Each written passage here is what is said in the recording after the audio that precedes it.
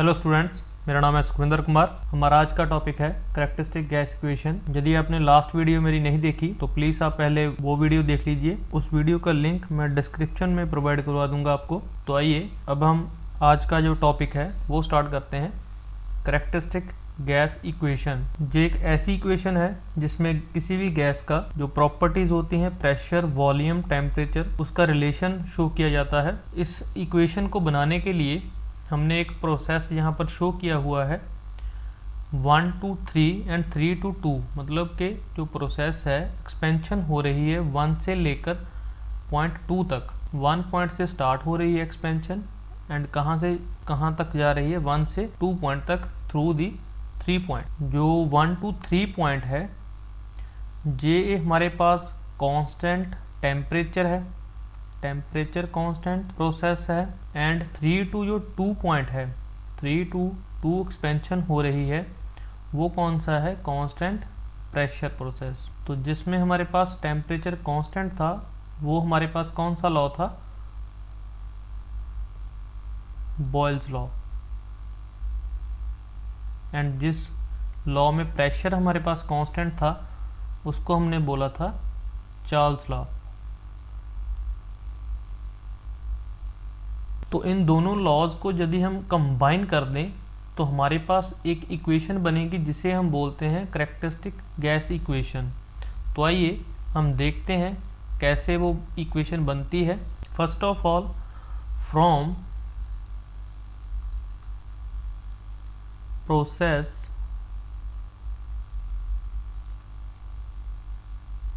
1 to 3, 1 to 3 हमारे पास कौन सा प्रोसेस है, कांस्टेंट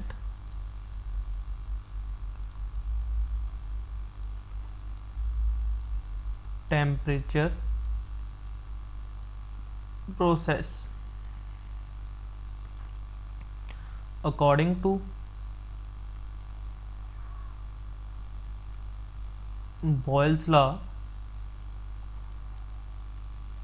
बॉयल्स लॉ के अकॉर्डिंग क्या था, जब हमारे पास टेम्परेचर कांस्टेंट था तो हमारे पास जो बॉयल्स लॉ के accordingly P1 V1 equal to P3 V3।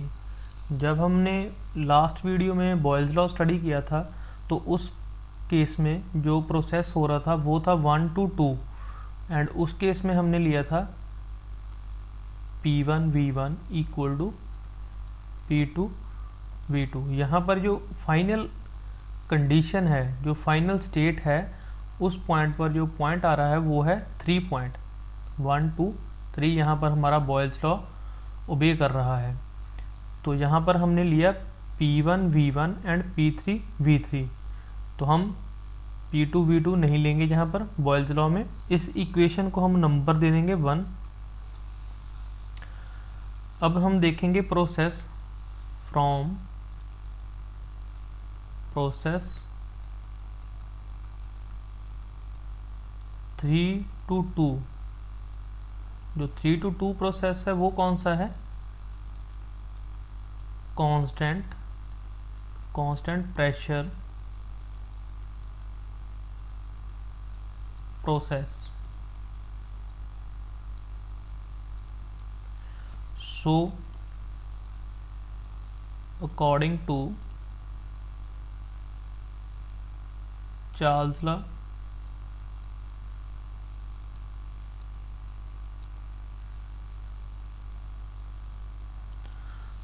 जब हमारे पास प्रेशर कांस्टेंट था तो चार्ल्स लॉ के अकॉर्डिंगली जो इनिशियल वॉल्यूम था, मतलब V3 over temperature T3 equal to जो फाइनल वॉल्यूम था V2 ओवर T2। इस इक्वेशन को नंबर दे दीजिए सेकेंड। हमारे पास जो जहाँ पर भी 3 आ रहा है, यहाँ पर भी 3 आ रहा है एंड इस इक्वेशन में भी 3 आ रहा है। इसको हमने एलिमिनेट करना है इन दोनों इक्वेशंस में। इन दोनों इक्वेशंस को कंबाइंड करना है एंड 3 को एलिमिनेट करेंगे। यहाँ से हम क्या निकाल सकते हैं, V3 हम फाइंड आउट कर सकते हैं। यहाँ से V3 हमारे पास आ जाएगा V2 over T2 into T3।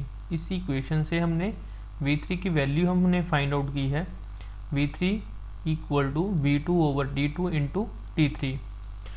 तो जो हमारे पास V3 वैल्यू आई है उसे हम पुट करेंगे, put in equation 1। First equation में जब हमने V3 की वैल्यू पुट की तो देखते हैं क्या बनता है, P1 V1 equal to P3 and V3 की वैल्यू है V2 over T2 into T3। अभी हमारे पास P3 एंड T3 है, इसको हम एलिमिनेट करेंगे। देखिए कैसे हम एलिमिनेट करते हैं। हमारे पास जो 3 to 2 प्रोसेस है वो कौन सा है, कांस्टेंट प्रेशर प्रोसेस।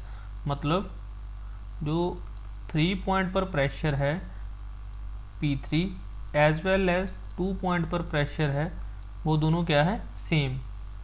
तो हम P3 की प्लेस पर क्या लिख सकते हैं, P2। तो ये इक्वेशन क्या बन जाएगी, P1 V1 equal to P2 into V2 over T2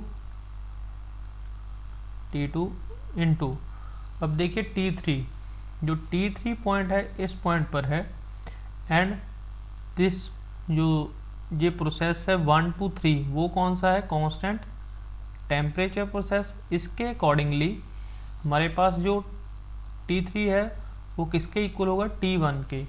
तो हम T3 की प्लेस पर क्या यूज़ कर सकते हैं, T1। अब हमारे पास जो इक्वेशन है वो टोटली 1 एंड 2 में कन्वर्ट हो गई है।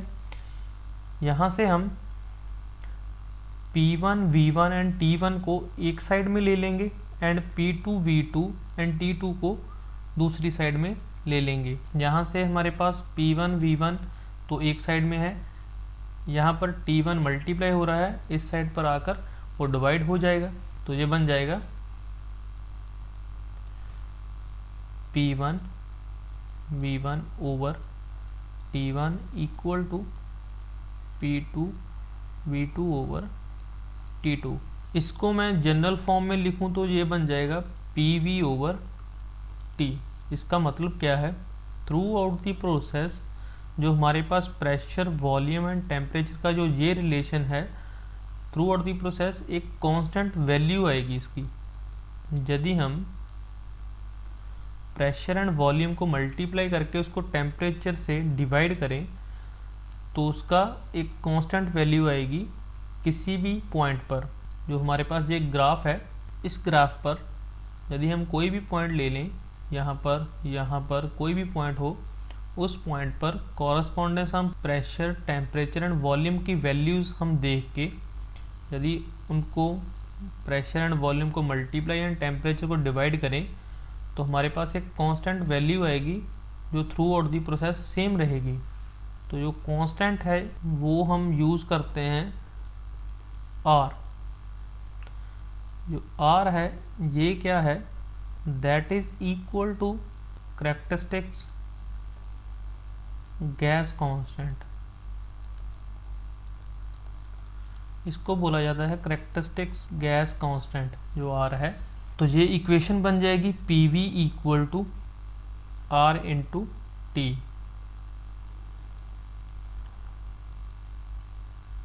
यदि हमारे पास जो गैस है उसका जो मास है, mass of gas equal to m है, तो ये इक्वेशन कन्वर्ट हो जाएगी PV equal to MRT।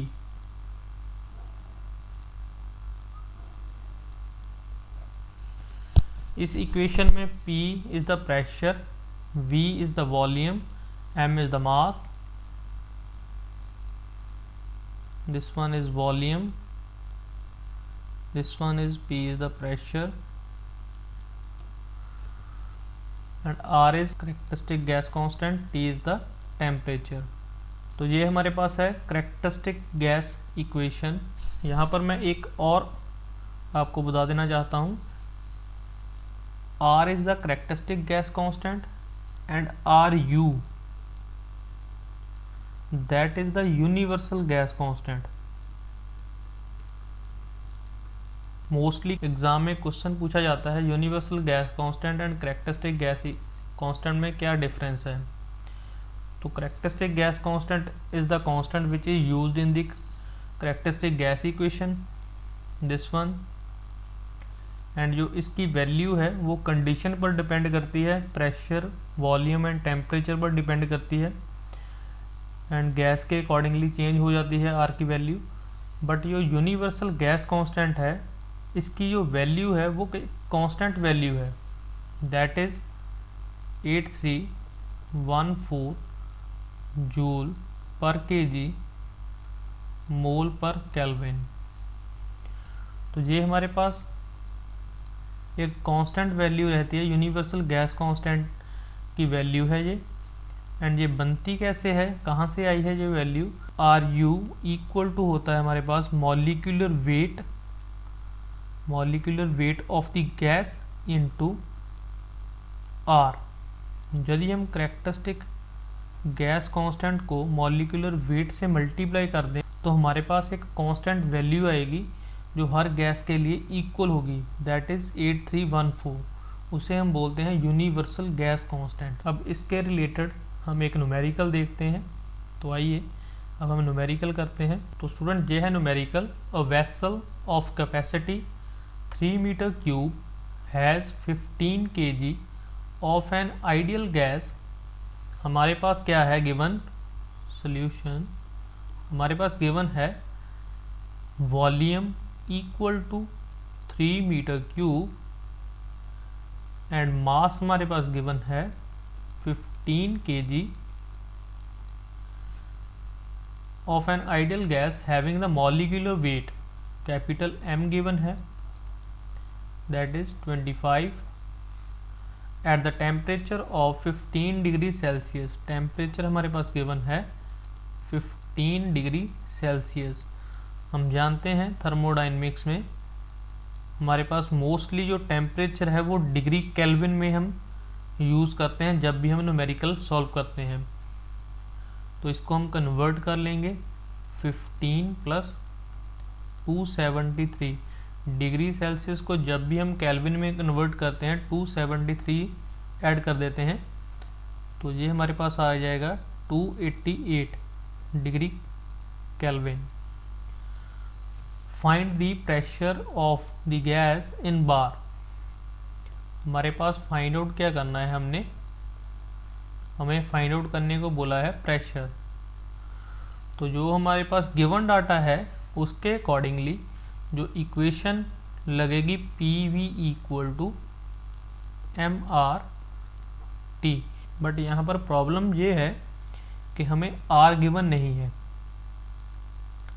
R की वैल्यू नहीं गिवन, R हमें V हमें गिवन है, M हमें गिवन है एंड T हमें गिवन है।